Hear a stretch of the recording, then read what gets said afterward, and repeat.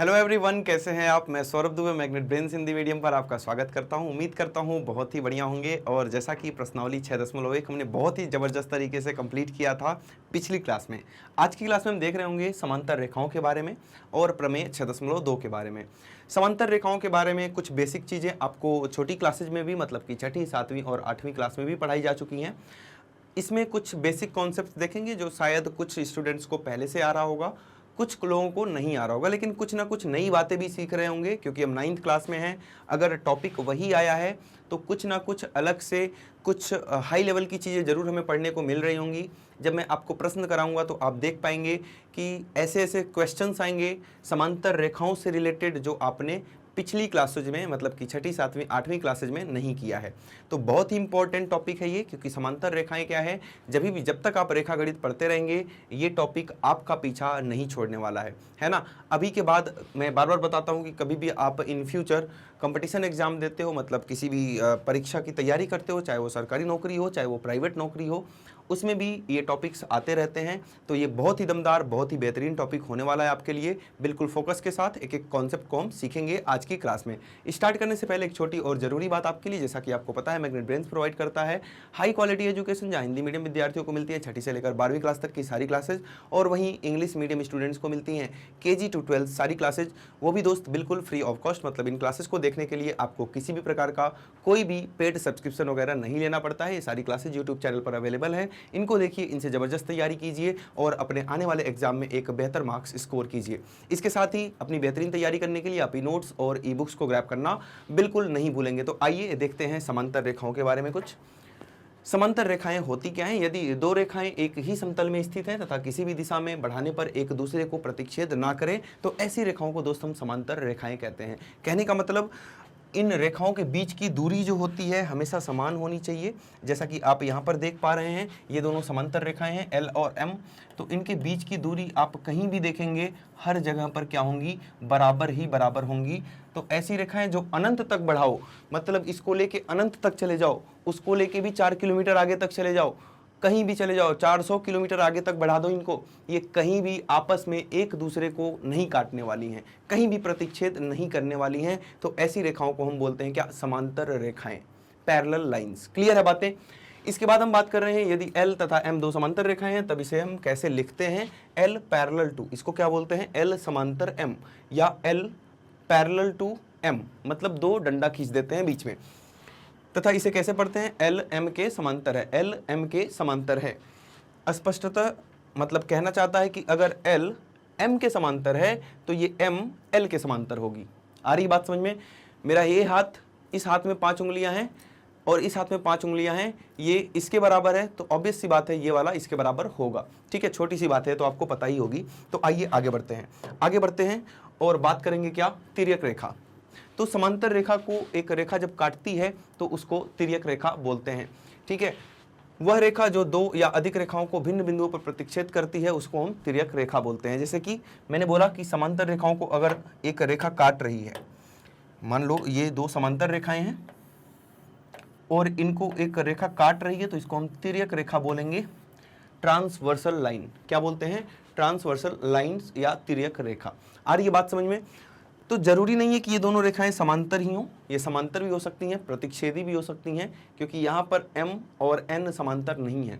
मतलब कैसी भी दो रेखाएं हों, अगर उनको एक तिर्यक रेखा काट रही है, एक रेखा काट रही है दो या दो से ज़्यादा बिंदुओं में, जैसे ये वाली रेखा जो L है दो बिंदुओं पर काट रही है, एक यहाँ पर और एक यहाँ पर, तो दो बिंदुओं पर या दो से ज़्यादा का मतलब बहुत सारी रेखाएं हैं, और एक तिर्यक रेखा, और दोस्त एक तिर्यक रेखा इनको ऐसे करके काट रही है, तो दो या दो से ज़्यादा बिंदु, यहाँ पर 4 बिंदु आपको दिख रहे हैं, तो इस रेड वाली लाइन को हम क्या बोलते हैं, ट्रांसवर्सल लाइन या तिर्यक रेखा। क्लियर है बातें? ठीक है, तो बात करेंगे कुछ नई सी, यहाँ समझेंगे एक बार, ध्यान से देखें जो कॉन्सेप्ट बताने जा रहा हूँ मैं, जो आप कभी नहीं भूलने वाले हैं, ध्यान से देखेंगे एक बार। पहले तो हम दो समांतर रेखाएं बनाएंगे दोस्त, पहले हम दो समांतर रेखाएं बना लेते हैं। तो ये पहली रेखा आपकी हो गई, ये आपकी पहली रेखा हो गई, और ये आपकी दूसरी रेखा हो गई। थोड़ा नीचे बनाएंगे दूसरी रेखा को, ये आपकी दूसरी रेखा हो गई। तो ये दो समांतर रेखाएं आपके पास आ गई हैं और एक तिर्यक रेखा इनको क्या कर रही है, एक तिर्यक रेखा इनको काट रही है इस प्रकार से। ये बातें क्लियर हैं कि दो समांतर रेखाएं हैं हमारे पास। पहली रेखा का नाम लिख दिया L, दूसरी रेखा का नाम लिख दिया M। ये दोनों समांतर रेखाएं हैं, मतलब ऐसा बोल सकते हैं L समांतर है M के, और एक तिर्यक रेखा मान लो P इसको काट रही है। तो यहाँ पर कोण कितने बन रहे हैं पहले तो वो बताएंगे आप। यहाँ पर कितने कोण आपको बनते हुए दिखाई दे रहे हैं, तो यहाँ पर दोस्त आपको कुल मिला के 8 कोण बनते हुए दिखाई दे रहे हैं। 4 यहाँ पर, 1 2 3 4, और 4 यहाँ पर, 1 2 3 4।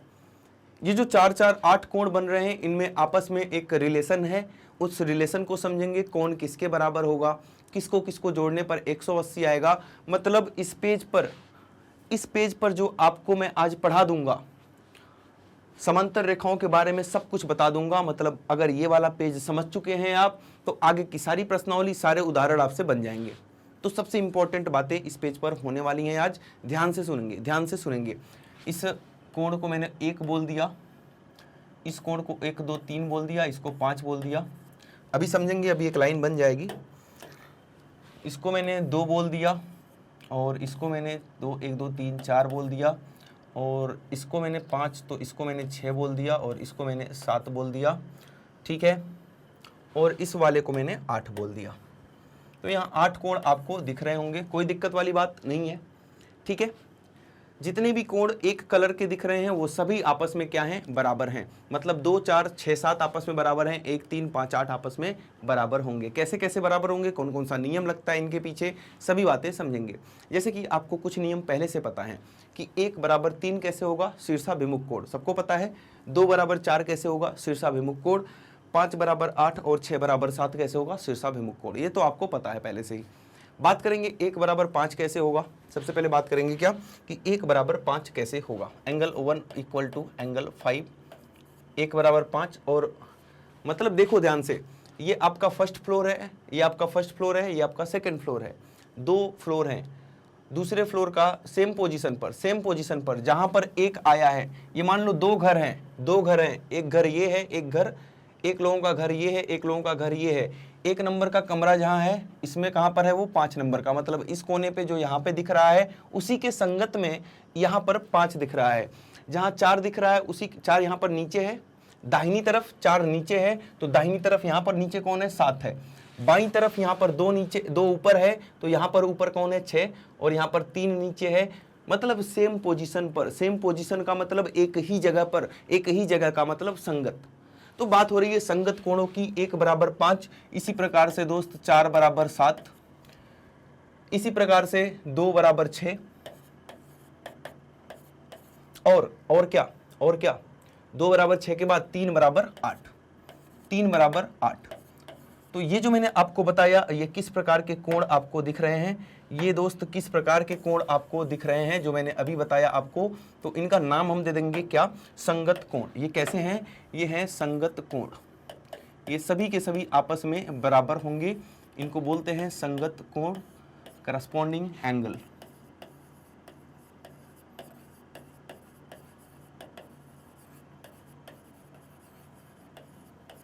आ रही बात समझ में, करस्पॉन्डिंग एंगल्स आपस में क्या होंगे, बराबर हो जाएंगे। क्लियर है ये, ठीक है। पहली बात थी, कोई दिक्कत वाली बात नहीं है। अब सर ये वाला बताओ कि 4 बराबर 6 कैसे होगा और 3 बराबर 5 कैसे होगा। आइए ये देखते हैं। दूसरी बात में हम देख रहे हैं, अब देखो 4 बराबर 6 और 3 बराबर 5 मैं आपको बताने वाला हूं कि ये 4 बराबर 6 कैसे हुआ और 3 बराबर 5 कैसे हुआ। देखो ध्यान से समझना, ये लाइन है, लाइन के एक उधर की तरफ 4 है और इधर की तरफ 6 है। मतलब एक तिर्यक रेखा के एक उधर है और एक इधर है, मतलब इसको हम बोलते हैं एकांतर। ठीक है, एकांतर अंतःकोण। एकांतर का मतलब एक लाइन के उधर और एक लाइन के इधर। अंतः का मतलब अंदर की तरफ के कोण। एकांतर अंतःकोण मतलब alternate interior angles, alternate interior angles. आ रही बात समझ में? तो फिर से समझेंगे, एकांतर अंतःकोण क्या होते हैं। ये तिर्यक रेखा आपको दिख रही है, 3 और 5 की बात करते हैं, तिर्यक रेखा के एक उधर एक इधर, तो इसको बोल देंगे हम एकांतर। अंतः क्यों? ये जो 4 दिख रहे हैं आपको, 3 4 5 6, ये इन दोनों समांतर रेखाओं के अंदर की तरफ बने कोण हैं, तो इनको अंतः कोण बोलेंगे। और 1 2 7 और 8 बाहर की तरफ बने कोण हैं, तो इनको बाह्य कोण बोलेंगे, एक्सटीरियर एंगल बोलेंगे। आगे बात समझ में कि इनको नाम ऐसा क्यों दिया गया है, एकांतर नाम क्यों दिया गया है, एक रेखा के उधर है, दूसरा रेखा के इधर है। अंतः क्यों बोला गया? क्योंकि ये चारों कोण अंदर की तरफ है। आइए दूसरा सीखते हैं, 3 नंबर की बात करेंगे अब। एकांतर बाह्य कोण। एकांतर एकदम स्कैन कर लो, कौन कौन आपस में बराबर होता है। बाह्य कोण, नाम क्या दे देंगे इसको? Alternate exterior angle. Alternate exterior angles, ये भी आपस में बराबर होते हैं। कैसे कैसे क्यों, आइए बात करते हैं उसकी। सबसे पहली बात, बाह्य कोण में ऑल्टरनेट की बात कर रहा है, मतलब एक रेखा के उधर और दूसरा इधर, तो एक उधर है 8 इधर है, और दोनों बाहर वाले कोण हैं, तो 1 बराबर हो जाएगा 8। इसी प्रकार से 1 बराबर 8 और 2 बराबर, सभी लोग बताएंगे 2 बराबर कितना? 7। आगे बात समझ में इतनी, कोई दिक्कत? यहां तक कोई दिक्कत आ रही है क्या? एक बार स्क्रीनशॉट लेंगे, एक बार दोस्त स्क्रीनशॉट लेंगे, आगे देखेंगे, आगे की बात समझेंगे।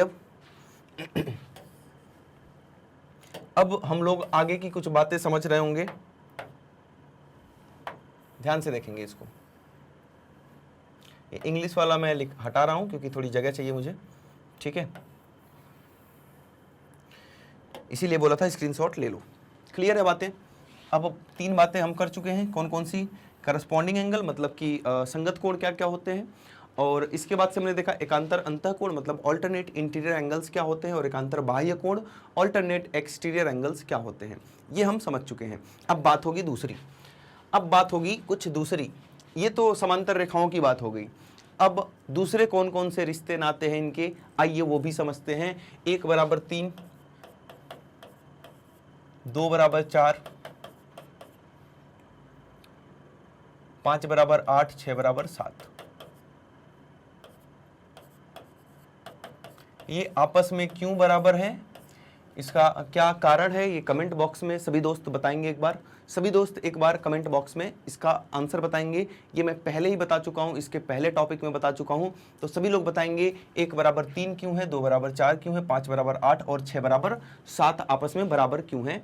ये आपको आता होगा, ऐसा मुझे उम्मीद है आपसे, ठीक है। और देख सकते हैं कि 1 धन 2 कर लो तो भी 180 अंश आएगा, ये तो पहली बात हो गई थी। ये दूसरी बात, 1 धन 2 कर लो तो भी 180 अंश आएगा, 1 धन 4 कर लो तो भी 180 अंश आएगा। क्यों? क्योंकि 1 धन 4 एक सीधी रेखा के एक तरफ, 1 धन 2 एक सीधी रेखा के एक तरफ, 2 धन 3, 3 धन 4, तो ऐसे ही नीचे भी लिख लेंगे। ये मैं पूरा नहीं बता रहा हूँ, ये तो आपको समझ में आ रहा है कि 5 धन 7 या 5 धन 6 180 हो जाएगा, 6 धन 8 180, क्योंकि एक सरल रेखा ये मिल रही है, एक तरफ के कोण 180 अंश होते हैं। ये बातें क्लियर हैं। अब समझेंगे मेन चीज, जब आप 4 धन 5 करते हैं या 3 धन 6 करते हैं, अगर आप 3 धन 6 करेंगे तो भी 180 अंश मिलेगा। मतलब ये आरी बात समझिए, 3 धन 6, इसको क्या बोलते हैं? को सम ऑफ को इंटीरियर एंगल, को इंटीरियर एंगल, सम ऑफ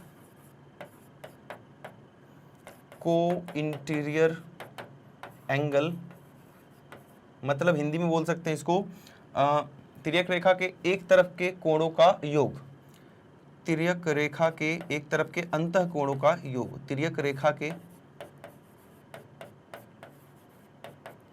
एक तरफ के अंतः कोणों का योग।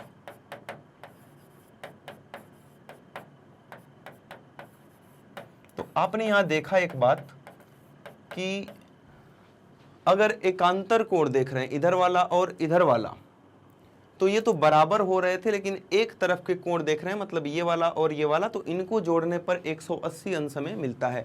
तो जिस प्रकार से हमने देखा 3 धन 6 बराबर 180 अंश, इसी प्रकार से मुझे और बताएंगे 4 धन 5 भी बराबर कितना हो जाएगा, 4 धन 5 कोण 4 धन कोण 5 भी कितना हो जाएगा, 180 अंश। क्या ऐसा बाह्य कोण में भी होता है? क्या एक तरफ के बाह्य कोणों को जोड़ने पर भी 180 अंश का मान आता है? बिल्कुल आता है। 1 धन 7 180 अंश आएगा, 2 धन 8 ये भी 180 अंश आएगा। तो यहाँ लिख सकते हैं आप एंगल 1 धन एंगल 7 ये भी 180 अंश आएगा, और एंगल 2 धन एंगल 8 ये भी 180 अंश आएगा। तो ये सारी ही बातें, इसकी सारी ही कहानी आपके सामने खोल के रख दी गई है। अगर ये सारी बातें आपको पता हैं तो रेखाएं और कोण चैप्टर में मतलब आपको मजा आ जाएगा, सब कुछ समझ में अपने आप आने लगेगा, ठीक है। लेकिन ये बेसिक चीजें हैं, ये आपको आनी चाहिए। अब एक ट्रिक बताता हूं कि आपको कुछ नहीं पता है तो कैसे डिसाइड करेंगे कि कौन सा कोण बराबर है और किसको जोड़ने पर 180 अंश आएगा। जब भी आप ऐसा केस देख रहे होंगे तो एक न्यून कोण और एक अधिक कोण हमेशा ऐसा बनता है। तो देखो ये छोटा वाला कोण है, तो छोटे छोटे वाले झुकाव देखो, इनके बीच में ऐसा झुकाव बन रहा है, कम का झुकाव है, यहाँ भी कम का झुकाव है, तो ये दोनों आपस में बराबर हैं। लेकिन वहीं आप 7 को देखेंगे तो ये ज़्यादा फैला हुआ है, इसका झुकाव देखेंगे तो ये ज़्यादा झुकाव है, इतना बड़ा झुकाव है। आ रही बात समझ में? तो जहाँ बड़ा वाला झुकाव है वो आपस में बराबर, जैसे मैं ये भी बोल सकता हूँ कि यहाँ भी बड़ा झुकाव है और यहाँ भी बड़ा झुकाव है, तो 2 और 7 आपस में बराबर हो जाएंगे।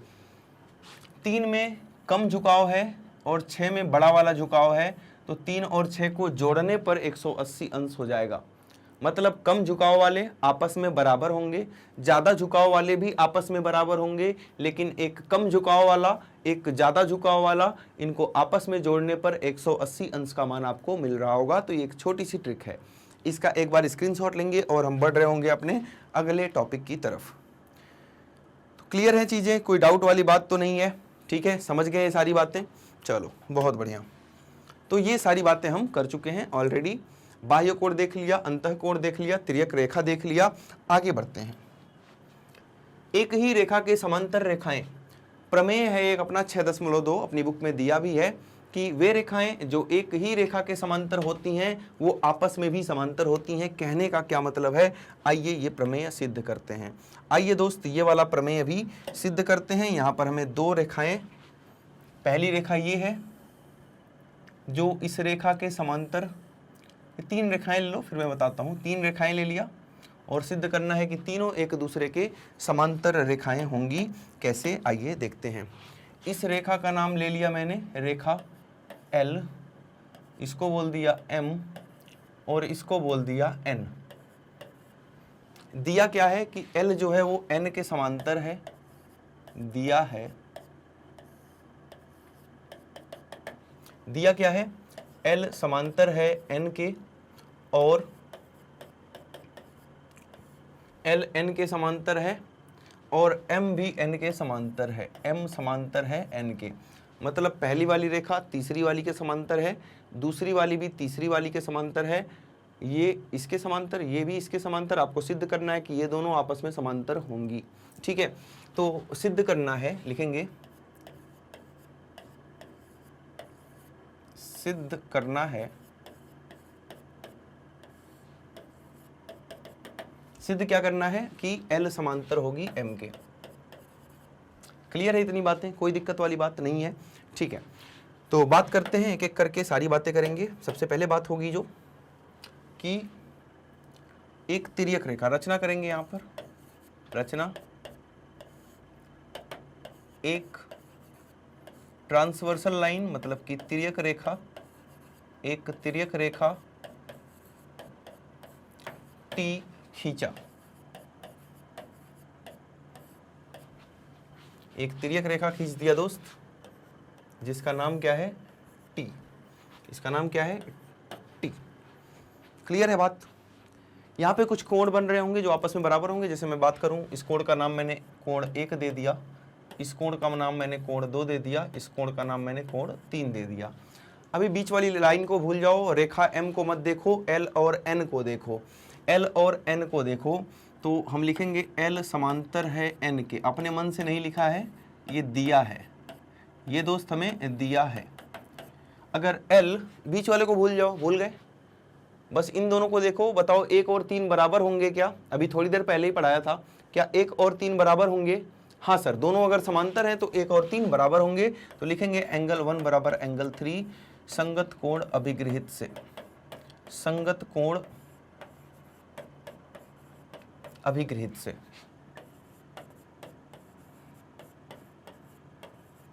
क्लियर है बात इतनी कि ये दोनों आपस में संगत कोण है 1 और 3।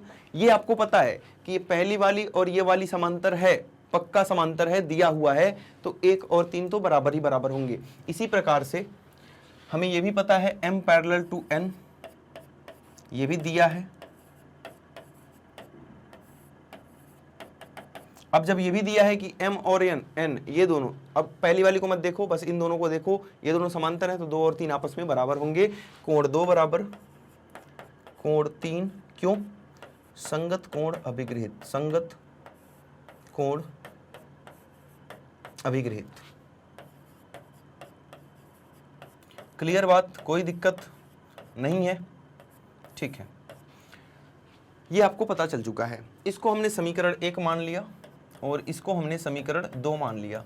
मैंने बार बार आपको बताया कि कभी भी दो समीकरण अगर इनका एक पक्ष आपस में बराबर है तो दूसरा पक्ष भी आपस में बराबर होगा। तो लिखेंगे समीकरण 1 तथा 2 से, 1 तथा 2 से क्या 3 और 3 आपस में बराबर है तो 1 और 2 आपस में बराबर हो जाएगा। Angle 1 equal to angle 2। अगर 1 और 2 आपस में बराबर है तो क्या हम ऐसा बोल सकते हैं कि अगर 1 और 2 आपस में तभी बराबर हो सकता है जब L और M आपस में क्या हो? पैरेलल लाइंस हो, समांतर रेखाएं हो। तो लिखेंगे L पैरेलल टू M हो जाएगा, L पैरेलल टू M हो जाएगा। किससे? संगत कोण अभिगृहित के विलोम से, संगत कोण अभिगृहित, यही लिख दो संगत कोण, मतलब ये दोनों संगत कोण है अभिगृहित के विलोम से। समझ गए बात को कि अगर दो कोण ऐसे बराबर होंगे एक ही स्थान वाले तो ये संगत कोण होंगे, और संगत कोण है तो मतलब ये रेखाएं क्या हैं? आपस में समांतर रेखाएं हो जाएंगी। क्लियर है? कोई दिक्कत वाली बात? तो ये सिद्ध हो चुका है कि L जो होगा वो M के पैरेलल होगा, जो हमें सिद्ध करना था कि L पैरेलल टू M होगा। एक बार स्क्रीनशॉट लेंगे और हम बढ़ रहे होंगे आगे। तो ये सारी चीजें समझ में आ गई कि समांतर रेखाएं क्या हैं, तिर्यक रेखा क्या होती है। समांतर रेखा और तिर्यक रेखा जब हम एक साथ बनाते हैं तो 8 कोण बनते हैं। उन कोणों में कौन कौन डिफरेंट प्रकार के, अलग अलग प्रकार के रिलेशनशिप्स होते हैं, ये सारी बातें हमने देखी कि संगत कोण क्या होते हैं, एकांतर अंत और एकांतर बाह्य कोण क्या होते हैं। ठीक है, ये सारी बातें देखी। साथ साथ में हमने कुछ पुराने कॉन्सेप्ट्स भी देखे, जैसे कि शीर्षाभिमुख कोण क्या होते हैं, लीनियर पेयर मतलब कि रैखिक युग्म अभिगृहित क्या होते हैं, ये सब कुछ देखा। और बाद में हमने देखा प्रमेय संख्या कौन सी? प्रमेय संख्या 6.2। ठीक है, प्रमेय संख्या 6.2। तो ये सारी चीज़ें आपको आई होप कि बहुत बढ़िया से समझ में आ चुकी होंगी। ये एक बेसिक कॉन्सेप्ट्स की वीडियो थी, मतलब आगे के उदाहरण, आगे की एक्सरसाइज, प्रश्नावली करने के लिए ये सारी चीज़ें आपको जाननी बहुत ज़्यादा ज़रूरी थी। तो आई होप कि आपको बहुत बढ़िया से ये पूरी क्लास आपको बहुत बेहतरीन तरीके से समझ में आ चुकी होगी। तो दोस्त वीडियो को लाइक करेंगे, चैनल पर नए हैं तो तुरंत सब्सक्राइब करेंगे, जिससे कि सभी ज़रूरी अपडेट्स आपको टाइम टू टाइम डिलीवर होती रहें। और अपने प्यारे बेहतरीन से कमेंट्स करना हमेशा की तरह करते रहेंगे, मतलब नहीं भूलेंगे। आ रही है बात समझ में? तो एक छोटी और ज़रूरी बात आपके लिए, जैसा कि आपको पता है मैग्नेट ब्रेन्स प्रोवाइड करता है हाई क्वालिटी एजुकेशन, और ये हमारे टॉप कोर्सेज है जो इंग्लिश और हिंदी दोनों ही माध्यम में उपलब्ध हैं।